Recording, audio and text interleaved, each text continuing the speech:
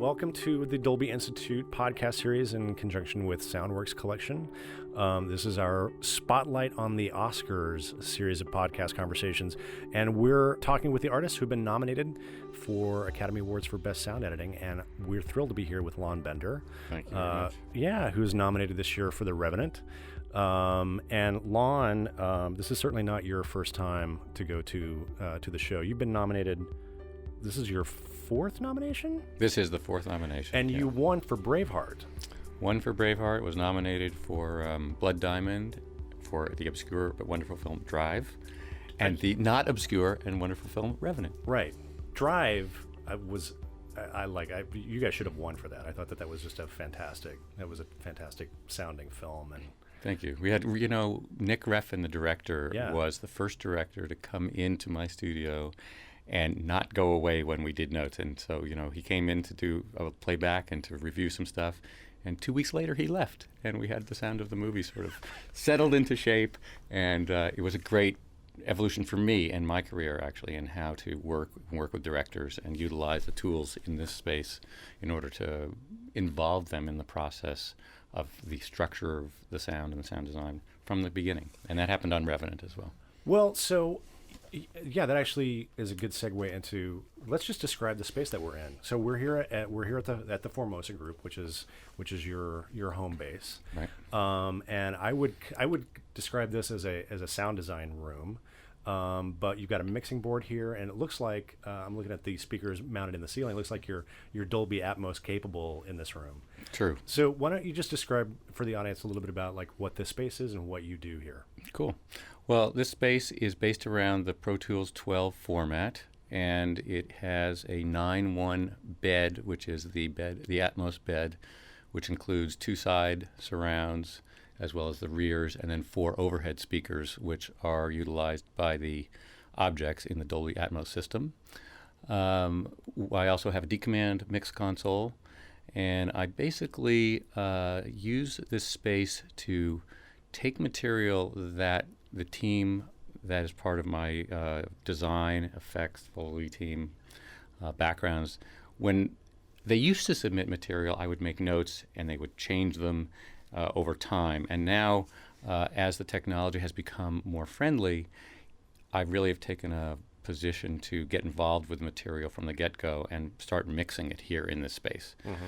So this space translates very well to large theaters. We've done all kinds of films, from Hunger Games to Drive to Revenant. We did not do in this room, but we had an identical room out at Lantana, where I was working at the picture editing department for several months.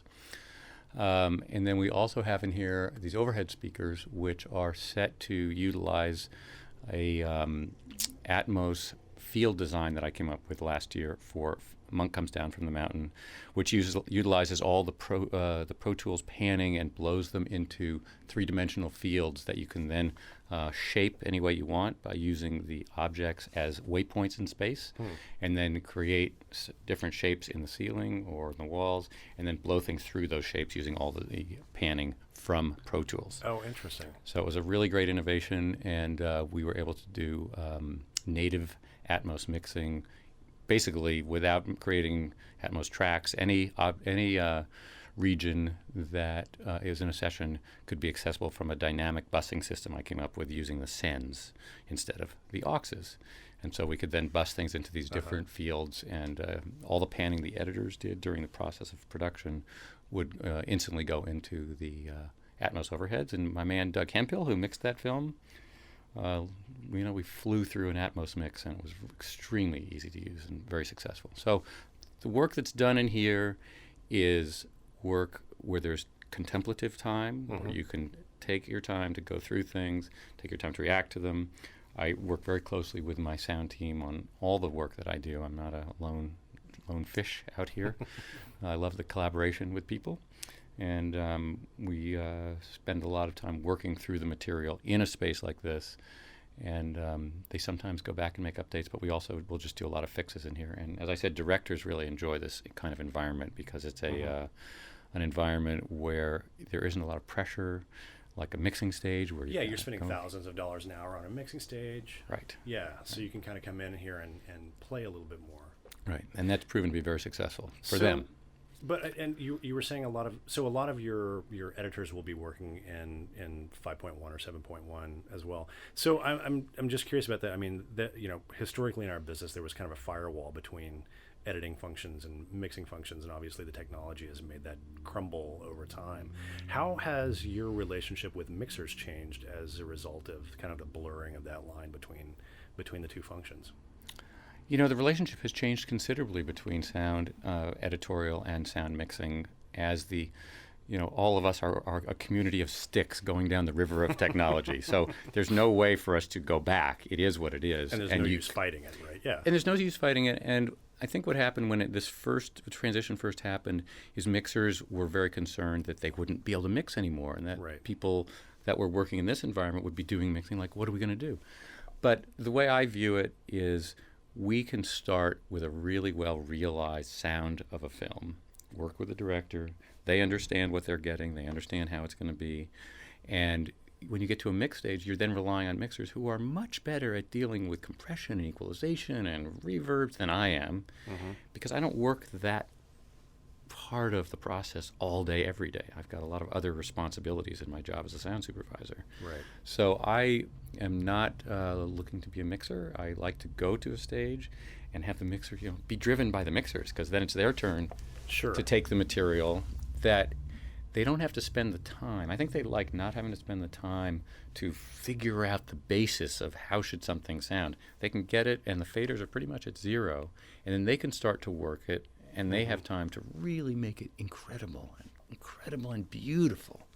And we had this experience on Revenant. The mixers, John Taylor and Frank Campagna and Randy Tom, they all did an amazing job in just taking where we had gone and elevating it to such a level that it really matched the visuals and added to them in every way. So that relationship and that collaboration is very strong still. There's no moment in the near future, in my mind anyway, that the mixers will not continue to elevate things that the people in the editorial world create.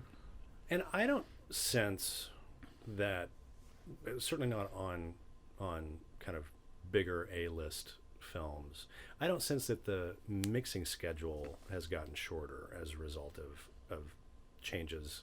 I mean, you always have specific films where it's compressed, obviously. Yes. But I don't sense that people are lopping off days on the mixing stage. It just seems like the work has changed.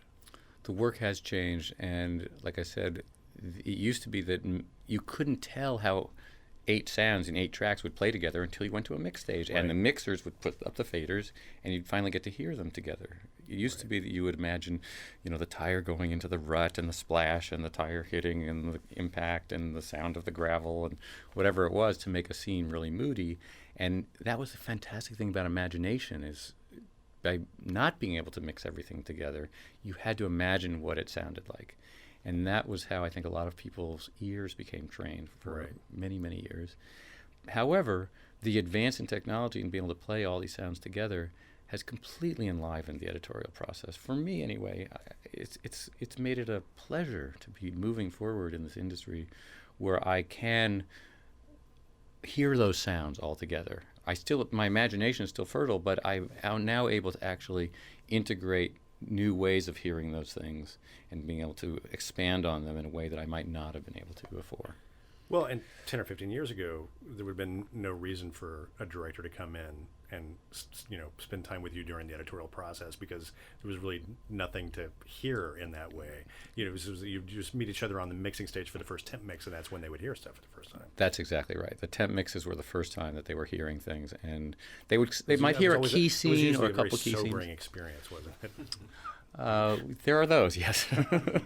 But, a lot of the times they're really happy to hear their movie come to life, because, as soon as you put an image with a sound, it just makes everything just sparkle. And most directors, they really enjoy it. They get a chance. Their movie all of a sudden has some dimensionality to it, and it has some depth, and there's these little sound hooks that take them through scenes. So they want their story to be told, and they want it to be in a way that's going to keep moving the audience forward to the next step. Yeah.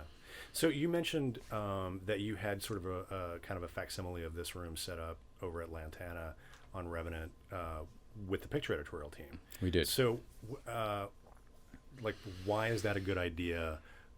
And what did having that proximity to the picture editor and the director do for you and for the project on this particular film? Well, I think that we fulfilled the goal of being able to have easy access to the director, to Alejandro, and to Stephen Mirioni, our film editor, but also for them to have access to the material. Mm-hmm. So when we started in May of last year, one of the things that was very important to Alejandro and Stephen was getting a sound within which the movie could even be viewed. So we had the great production tracks of Chris Dusterek, and those were full, but they weren't giving us a sense of place, and a sense of organics, and a sense of distance, and a sense of depth. And one of the things right off the bat that Alejandro asked for was, let's go through all the scenes from the beginning to the end, and let's build the world of this movie. So then I can view the movie with my editor, and we can actually get our minds away from some of our production problems and get into the space. And then we can mold the movie visually and go through the editing process. So what point in the editing process did that happen? Did that you went over there and started doing that work? Was it early on in the cut? It started, the team started in May. John Title, my key sound designer, who did all of the backgrounds and all the sound design for the whole film, did a fantastic job. And my key collaborator. He started in May, and I started in the beginning of June. And they had finished shooting in end of March. So this was right after they finished, really shortly after they. So yeah, well, they weren't actually finished because there were some snow issues, and there was more stuff to do. This was a notoriously difficult shoot, from all the reports, because they were chasing snow. Correct. For snow and weather, and we had the same issue because it was evident to me right from the get-go that the footsteps was a huge component of guys in 1820 in a movie where you're in the snow for 2.5 hours. Yeah. So I early on, or right away, said I want to take a Foley team and I want to go to Colorado where there's still snow, and we want to make recordings there. So you didn't try to fake that on a Foley stage. You wanted to go and. We went to Colorado for a week. We made over 300 recordings. We loaded the film we had onto iPads and iPhones. And Katie Rose, who's a wonderful Foley artist, who was willing to brave the snow, and Charlie Campagna, and I went to Colorado, and we went into all different forms of, the different passes. We were mostly above 10,000 feet because it was already, snow was being lost. Sure. But there was deep snow and icy snow and gritty snow and wet snow and snow falling off branches. And we shot many, many recordings to picture. And everything was edited and created from real recordings, including all the horses as well. All the snow stuff was real, because I really felt like. You guys performed the horses? No, we had a wrangler. You had a wrangler. Yes. So you actually had horses up there recording as well. We did. That's amazing. We did. Yeah, we did onboard stuff. We did all the stuff, in different surfaces and all that. And, the tracks had ambience to them. So in a way, it created an ambience track from the high mountains within the Colorado snow recordings, we call them. Yeah. And it was such I think it was very successful. It was a large part of the organic nature of the film. Well, I wanted to ask you how that kind of affected the overall feel of the film, because, I think that one thing that has always struck me about being in snowy places, which we don't have a lot of in Southern California, but when it does happen, it can be strangely quiet when a place is blanketed with snow. That seems to absorb a lot. Yes. And different densities of snow reflect sound in very different ways. So even the footsteps that you're recording will be reflected in the different densities of the snow. So we got natural reflections. And we also, I was very particular about the mic location and the shot. So if the camera was seeing glass coming towards the camera, whether he was crawling on the ground, and the scene where he comes out of the gray, we're going to see his son, or whether characters walking from camera and away, we were very particular that we shot every bit that we could with the perspective, the microphone perspective to camera. So you actually got natural because the reflections change as things go off mic or they go farther away. Sure. And same when they get closer. So you got a lot of that dimensionality that I think contributes. You never could have faked that on a Foley stage, and then during a Foley pre-dub, it wouldn't have been the same. It would not have been the same, for sure. Yeah. I first did outdoor Foley on the Hunger Games. I did all of the stuff that was in the game outdoors. Huh. But we didn't really we didn't take it as far as we did in this film. Now, I would imagine that introduces control issues and other noises. And they were in there, and it was great. So there was some birds here and there. There was some water dripping here and there, and it really didn't matter because those things were in nature. And they appeared then in the film and added to this like new production track that could play with Chris's production tracks. Yeah. So when we had ADR and we had, which we did have a lot of ADR, particularly Arikara and Pawnee ADR, there was a lot of natural backgrounds that worked from the recordings that we made. That's great. Worked. There are a lot of really long shots in this film. And I mean, I can just imagine it is Alejandro the kind of director who is is he giving direction through the takes, or how usable were the production tracks that came back from set on a bunch of that material? We used a great deal of the production tracks, actually. There was a lot of differing conditions that they dealt with. Chris did a lot of 7.1 recordings, which we utilized for ambiences and river material. And the production track. So this is the production sound recordings? Production sound recordings. Did 7.1 recordings on set? He did. Interesting. He didn't do, I wouldn't say on set he did wild 7.1 recordings. He wasn't doing it for sync sound. But he wanted to get ambiences for you. Yeah. Yeah. Yeah. And how was he miking? What sort of, do you know what kind of miking setup he was using to get ambiences? He had, I don't remember the exact name of the system he used, but it was a system that was a pre-organized arrangement of microphones. Interesting. Which did include, LCR surrounds and some overheads. And so we had to bake some of those overheads into the side surrounds and all, because there isn't an overhead in the 7.1 format. Right. But the material was really full, and we used it for some voice material we did with the Indians when they're first being attacked, and some whispers and some really moody things. And the production tracks were mostly usable. I mean, there was production tracks through most of the movie. There were not large swaths that were not usable because Alejandro was talking or something like that. And of course, he was giving direction along the way, and there was conversation that happens, but it was not something that was our biggest issue. There were some natural noise problems that were a challenge. Well, so that was my next question, which was, what were some of the harder issues for you on the show? From a production track standpoint, we had a lot of issues where there was just the river was a very noisy component. It has a very wide band. It ends up just being white noise, basically, right? White noise, but it also has a fair amount of low mid-range in it as well, right where the voices are. So you start getting into the 1.5 and 2K area, and so some of the voices were a challenge, but we wanted to save as much production as we possibly could. Right, so RX became a tool. These are tough performances to replicate on the ADR stage. Exactly. But Mr. DiCaprio was a great collaborator, and he was willing to do whatever it took. And Tom Hardy, and those guys were willing to do whatever it took to get the performances for Alejandro and make it clear. And our ADR supervisor, Lisa Levine, was worked for months and months in getting new recordings. We traveled. We went to get Indian recordings in different locations. We had translations that had to be done of the Pawnee and of the Arikara. And the Arikara is a language that is not spoken by many people in this country anymore, or in the world anymore. I think there's less than 50 people. So trying to get this all to be proper and to get clear recordings that we could then control and that John Taylor could then fit into the space with all the backgrounds and all that we put in was a big job. But it became pretty seamless. What were the ADR sessions like on this film with Leo and Tom? I mean, there's a lot of very physical stuff happening in the film, obviously.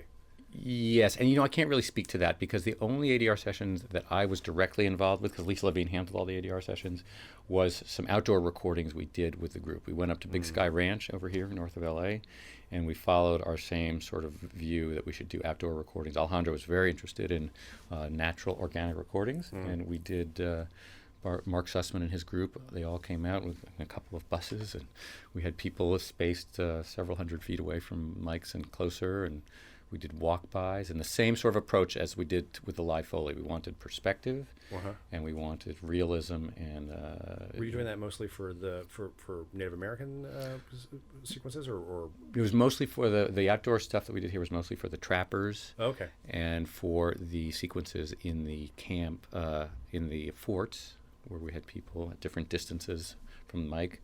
And I believe we did do some Indian dialect as well outdoors.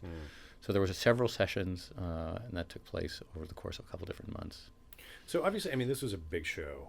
It was very, as you point out, they were still shooting, well into the summer, with a very compressed post-production schedule. I know you worked with Martin Hernandez on the film, who has worked with Alejandro many times back to his earliest films. What was the collaboration like for you and Martin? How did you divvy up who was going to do what, and how did that kind of organically happen? Well, it did organically happen, actually. That's exactly how it happened. I started out the film and dealt with all the crew and all the logistics all through the summertime, and then Martin came and got involved in the midsummer, and he was very engaged with the music editing and the sound design and the integration of sound design and music, and he pushed that agenda forward for a long period of time because it was a major component of the sound of this movie. Music is really important, and it wasn't just music.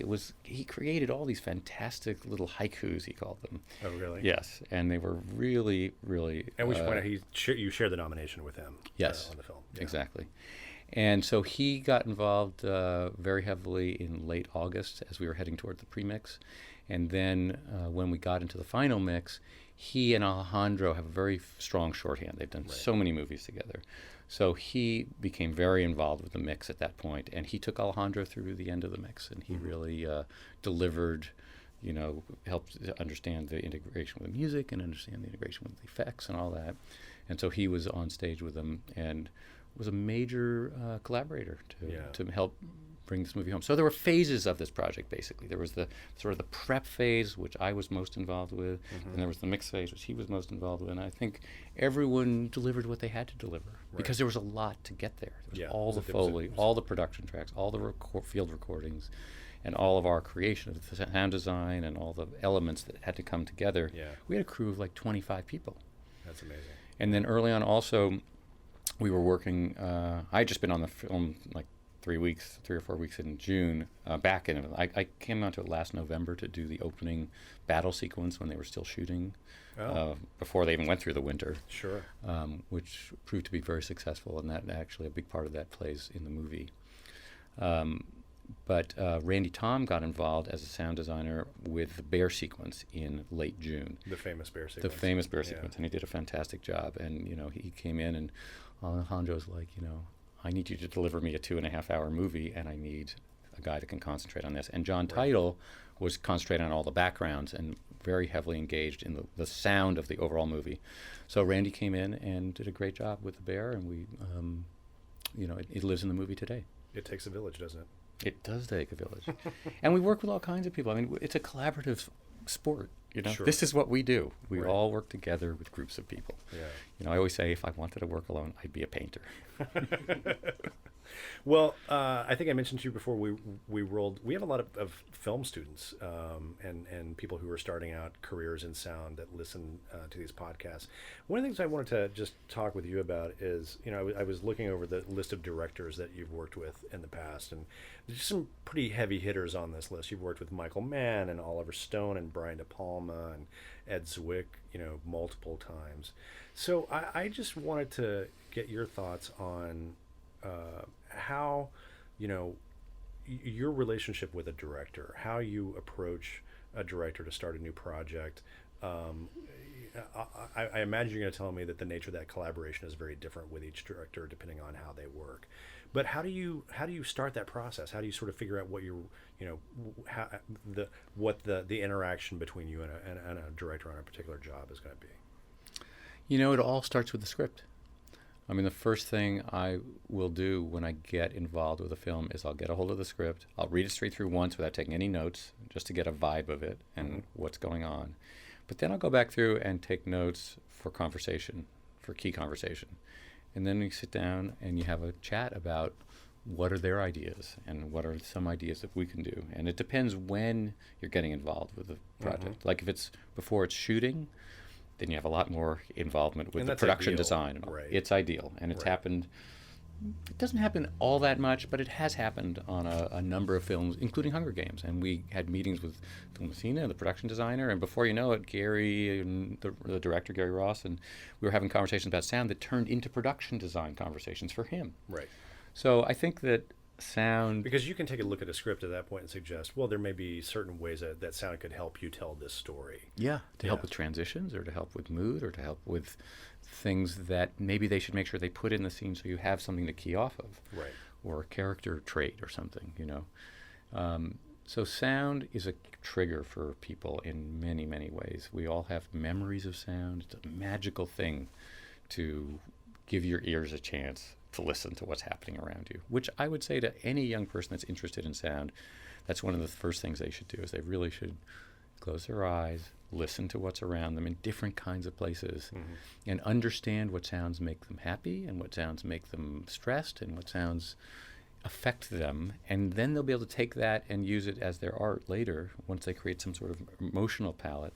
Because it's all very emotional. You know, you can't see any of these sounds. They're all like orchestrations in a symphony. And the ear and the eye put them together, which is a fantastic thing, which we need because we're faking stuff all the time. Right. Right? I mean, that's what we do. It's all like smoke and mirrors. Right. So the fact that the mind does that is really important. And then you can use your imagination to bring to the table some of your own experiences and feed them into the relationship.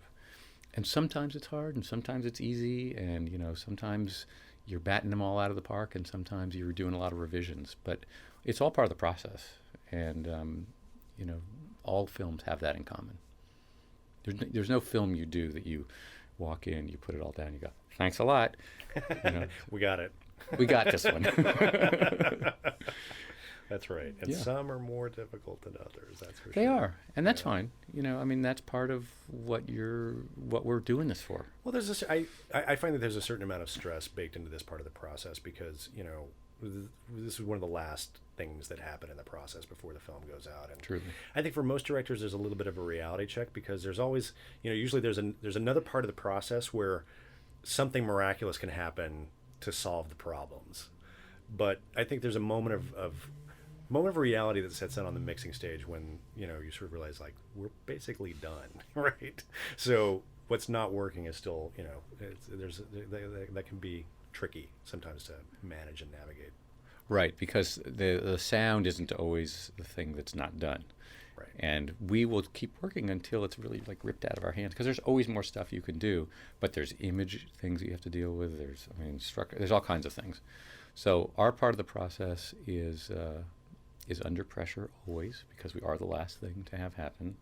And what's amazing is with the new digital release technology, we're finding that you're redoing stuff. I mean, I redid some scenes on this Monk Comes Down from the Mountain film on the Sunday before our July 3rd release in 12,000 screens in China.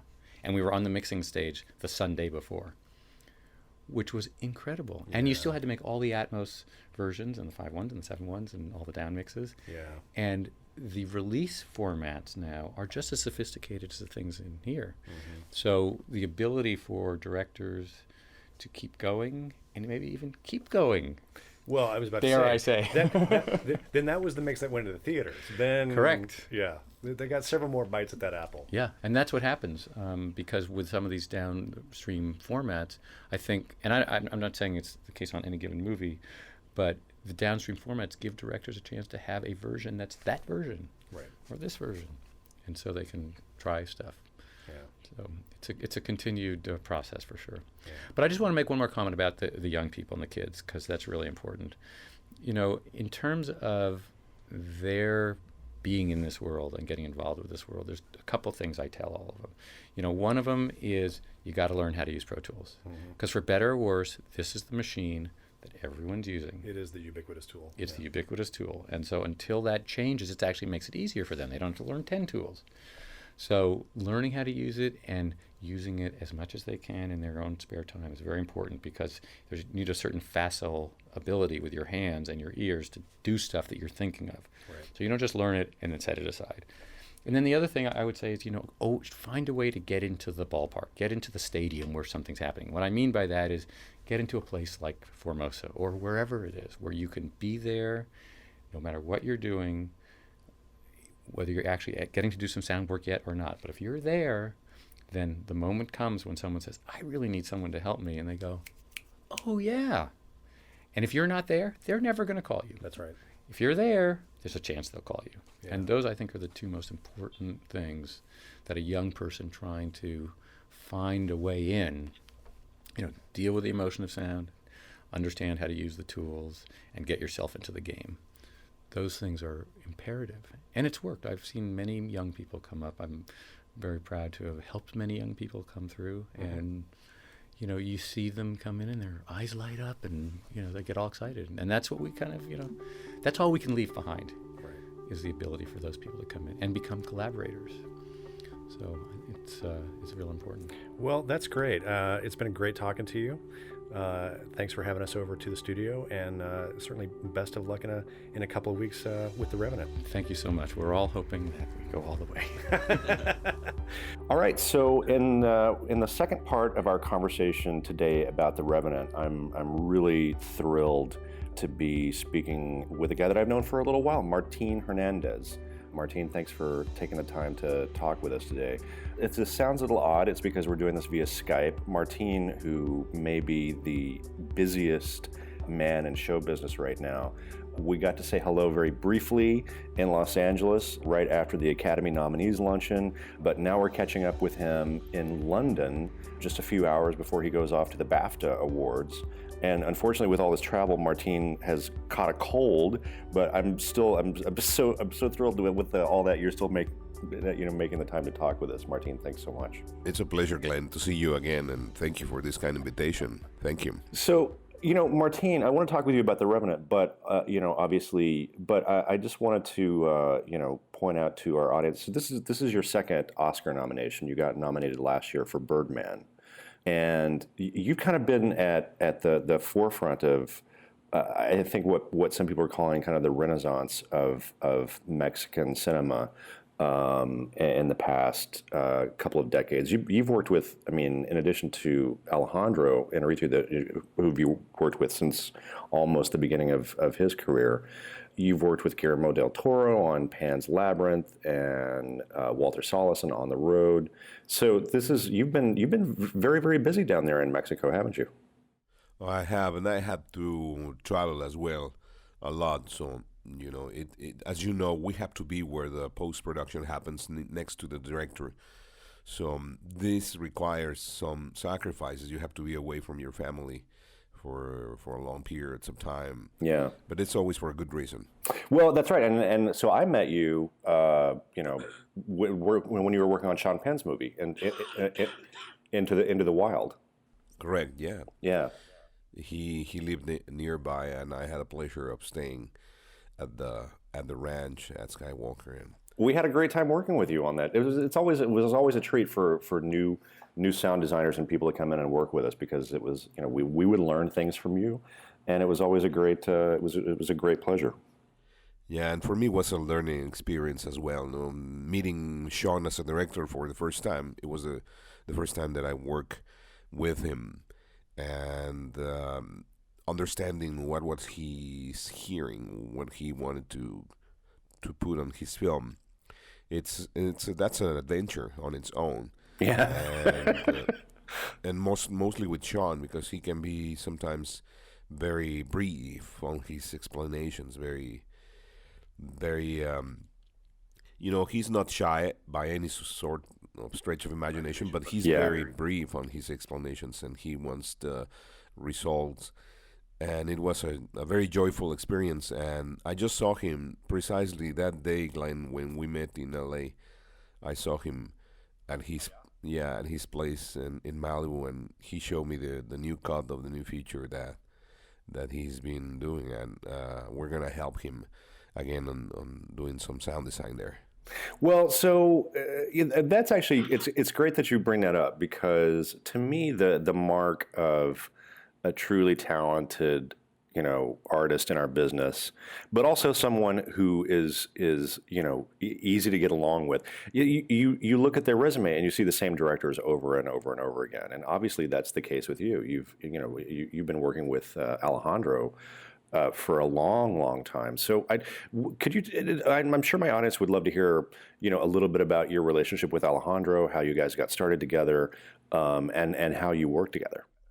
Yeah, you're right. Some of them are more stubborn than others. Alejandro is. Your words, not mine. Yeah, they keep calling you. And in the case of Alejandro, as you know, we met when we were kids and on college. Yeah. And we share, as kids do. At that age, probably you share music, groups and a specific taste for films.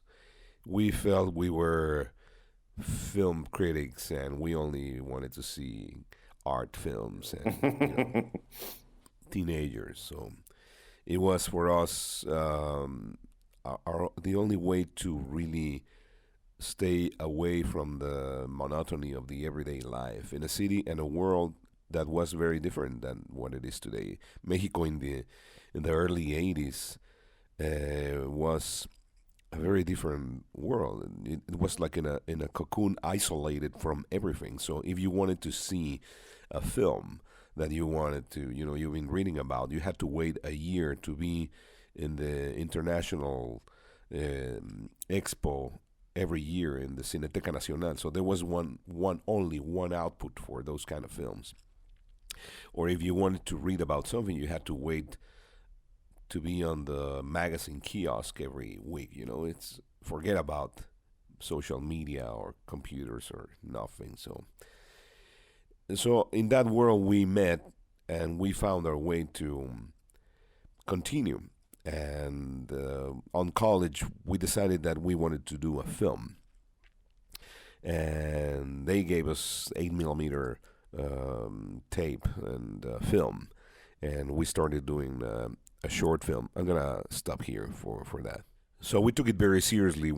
Every Saturday and Sunday in the morning, with a bunch of other friends, we were shooting our short film in 8mm, but sadly we never finished because our camera broke, and we never had the money to fix it. Mm-hmm. So that was Alejandro's first trauma. Alejandro was not directing, by the way; he was doing the music.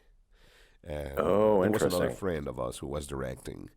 It was an adaptation of a short story by Julio Cortázar.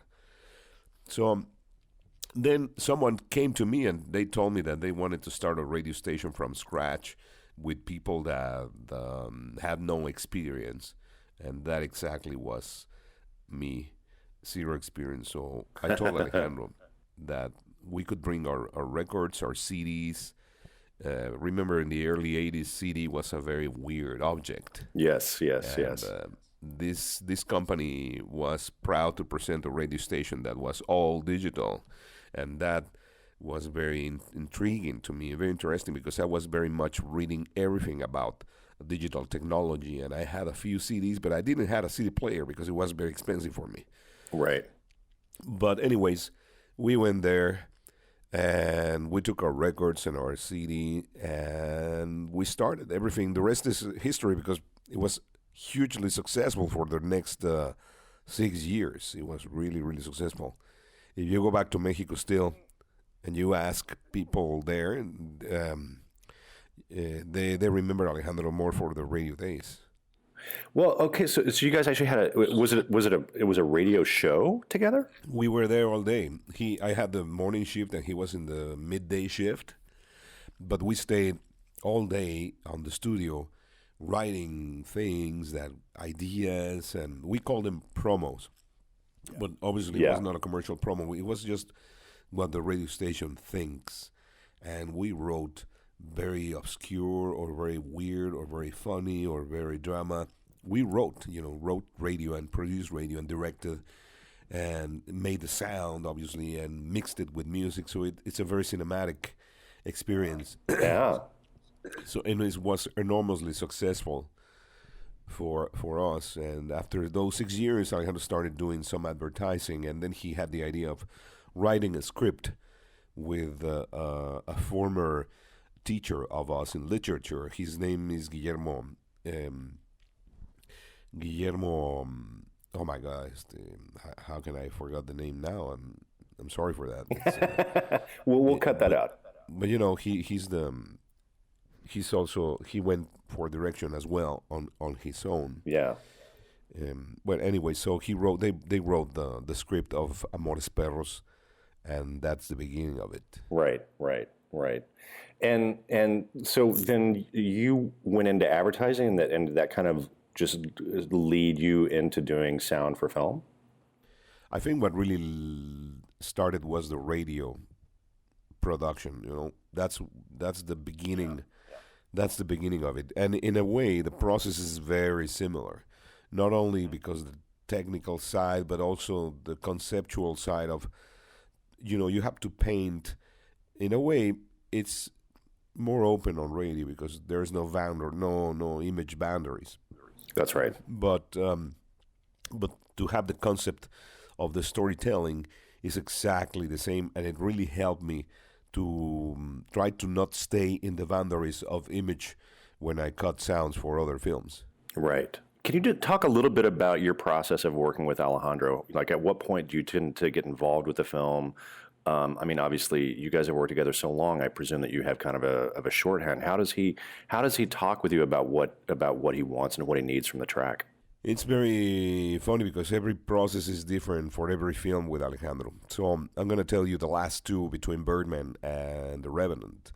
On Birdman, I stayed next to him because he likes that. He likes the sound editor to be on the next room to where he's cutting the film, So I stayed there 2 years as the film was evolving from scratch, from the very first days of shooting, and he was sending images to Steven, and I was just looking at the film and understanding where the film was going. So he leaves me a free hand to go around and wander and put some sounds, some music, just to give him an idea of where the film is going to go. Even when obviously that's going to change, he likes me to do that sort of research, and I send him these ideas because obviously he's shooting, he's not there at that point, and I send him these ideas over the internet, whatever, and I get his feedback. So and then he arrives to the cutting room and he brings the cut. And then we go into very specifics, but he doesn't care much about the reality the reality of sound, because that environment is going to happen anyway. So, yes, we will have the streets, we will have the backgrounds, we will have, of course, the dialogue. He cares about the things that are also storytelling and not exactly happening in a very obvious way. To give an example, for Birdman, he was very clear that he wanted the sound coming through the window on Regan's room, being very dynamic from when is the afternoon, how the sound of that street sounds in the afternoon, at night when the people is going out of a bar, coming out of a theater, late night in the midnight, or early in the morning when people are starting to work, kids go to school. So he wanted to be very clear on how this dynamic changes, and it's coming all through the window. And so we started in investing more time in those shifts and how the sound of the stairs, when you don't see the characters coming down the ceiling of the theater when they're having a cigarette, they close the door behind them and they walk towards the backstage. And he was very interested in how the stage sounded and the stairs sounded, and all those things for him are more important. And for The Revenant was exactly the same, but I couldn't spend 2 years, and I had another appointment. Another project, and I told him beforehand while we were doing Birdman, I told him that I couldn't stay 2 more years because it was one next to the other. Right. He rolled right into Revenant after Birdman. Exactly. Yeah. Exactly. So because we get along really well, and he understood what was my point. He said, "Okay, but you should suggest someone that you know." And I called a few people that I trusted, that I knew, and they were all busy. And Steven Marione suggested Lon, and that was the beginning of that relationship. After Lon arrived, it was for Lon also a learning process, to get into Alejandro's mind. So I stayed working at home and sending him ideas with no image for the Revenant, because he wanted to see how the environment would be, not in the obvious way. He was not asking me for the rivers or the snow, but in a more subjective way. So I started mixing weird sounds, production sounds, and making process with those sounds, and cutting some music that I thought it was interesting to give the aura or the spectrum of the emotional weight that I wanted. So I sent him all these pieces, and then I started going once a month for a week and meet him.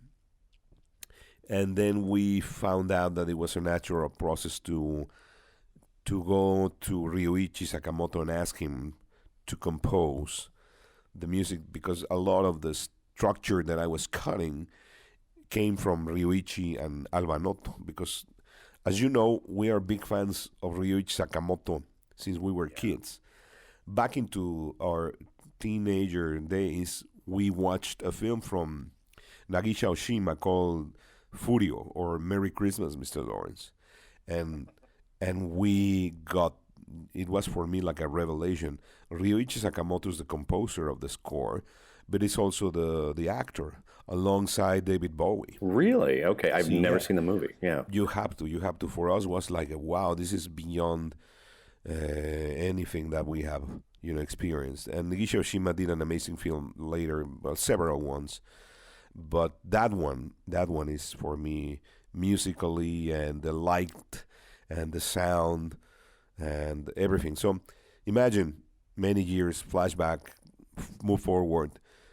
We never ever in our wildest dreams even imagined of just meeting with Ryuichi Sakamoto, let alone working with him. And he was so kind. That must have been like a dream come true for you. In a way, yeah, but it's beyond that, probably, because he was so nice from day one. Himself, Ryuichi came from fighting cancer on the throat, and he's well, he's strong. He came around and he said, "This is even gonna help me, more to continue," because he was that excited about working with. That's great. With Alejandro. And meeting Karsten, also Albanotto, who has made many albums with Ryuichi as well.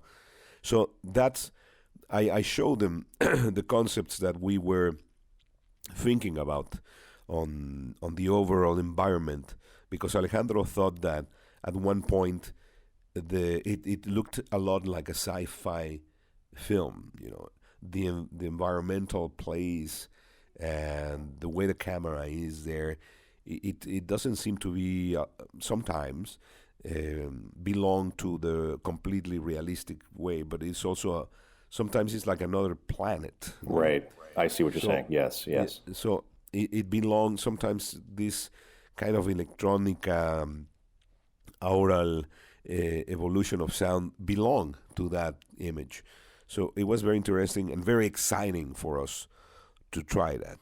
And also, something that we discovered on Birdman, everything had to shift around.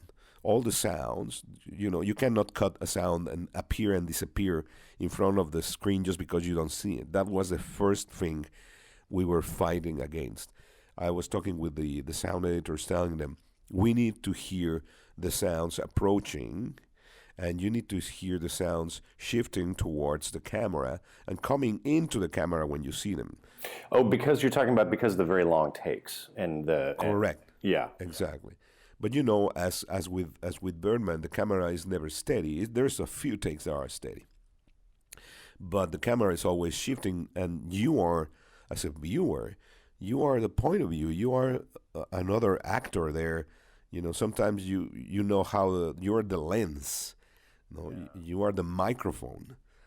So you have to feel that the horse is, sinking in the thick snow behind you and going around you, and then you appears. And the river, you have the river in front of you on the screen, and then the camera turns to the character. The river is behind you, but doesn't disappear, right? So we were always talking with the editors, with the sound editors, and reviewing every scene to keep this coherence, if that's a word. It make a cohesive 360 environment, And I'm very thankful that Randy Tom jumped into the project, because at one point, for the expectations on Alejandro, it got so hectic that we had no time. Sure. And I told him, if you want to reach this goal in this time, is going to be impossible. And Randy started scratching the first idea with the bear scene. Right. the famous bear scene. Yes. Yeah. And then he, after he finished whatever he was doing at Skywalker, he took a plane with two of his editors, and they landed in Universal where we were cutting, and they took on the reels with me, with the editors that were working there, and a few new editors that we got into a very small army as the sound can be compared to visual effects. It's nothing, but we were quite a few number of editors there. Well, you had to do that because I understand they were still shooting some scenes even into the summer, right? The schedule on the film was very, very compressed. You are very right, because they ended up with no snow. They were chasing snow, right? Yeah. Yeah, and Alejandro was shooting this film, was recording the film in a linear way from the beginning to the end. So imagine the anxiety for a director that doesn't have the ending. And he thought that maybe if the ending doesn't make sense, and another scene that was in the middle, which the river rapids. So if those things don't glue, don't belong, it can be a disaster. So that creates anxiety on the director. And that's another important process for a sound supervisor, to never forget that you are someone who should be really close in the conversation with the director, so he understands that he is not lost. You are the captain for him for the sound, and he needs to understand that, because he has already enough, problems and worries, and he doesn't need that other, concern about, maybe this guy's not understanding what the sound of this film is, And believe me, that has happened to me a lot, even when I know him for so long.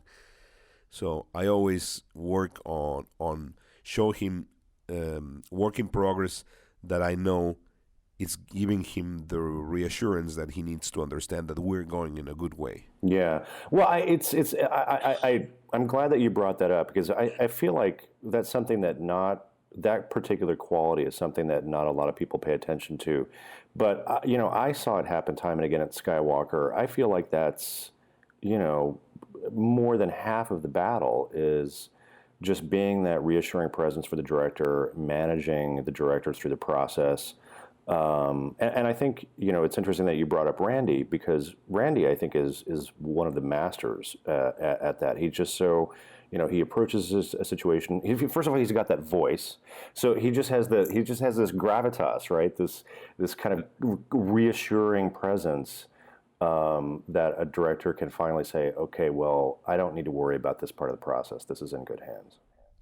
Absolutely. And remember that there is also the side of playing back material for him. Mm-hmm. And that helps certainly for reassurance or not. It can be also...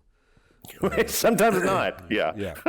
So you have to work really hard understanding what Alejandro wants. And maybe that's something that I am in a better shape, not only because we speak in the same language, the mother language, but also because we work for so long that some of his notes and some of his conversations he uses very unique and subjective words to say something.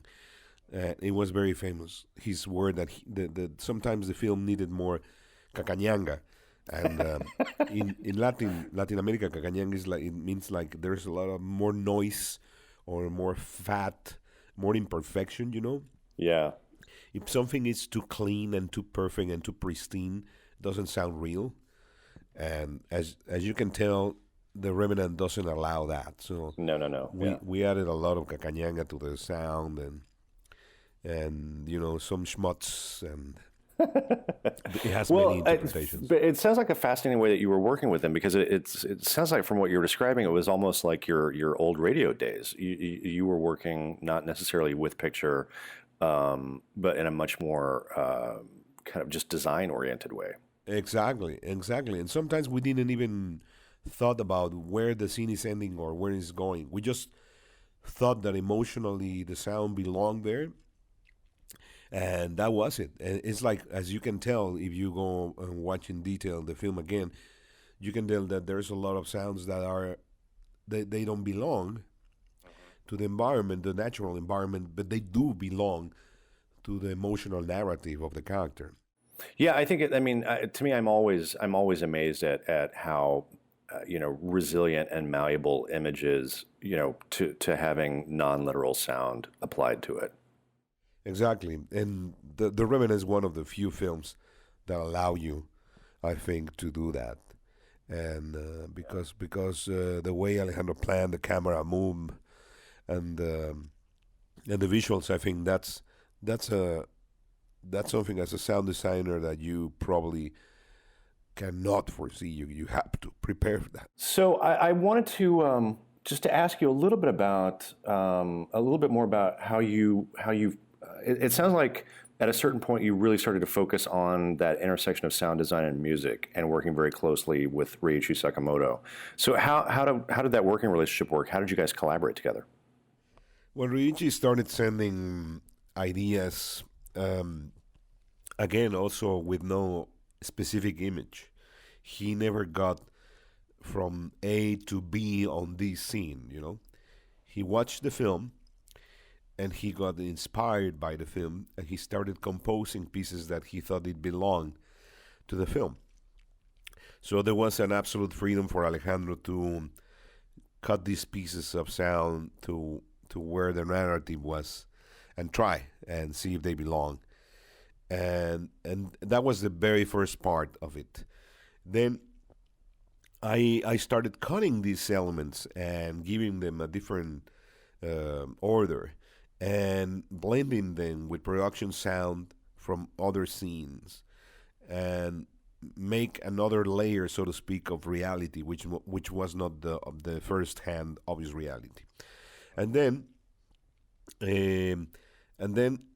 Ryuichi received these elements, and he started understanding that idea and recomposing for the specific scene, alongside with Karsten, because Ryuichi was working in New York, and Alba Noto came to LA, and he stayed in another cutting room next to us.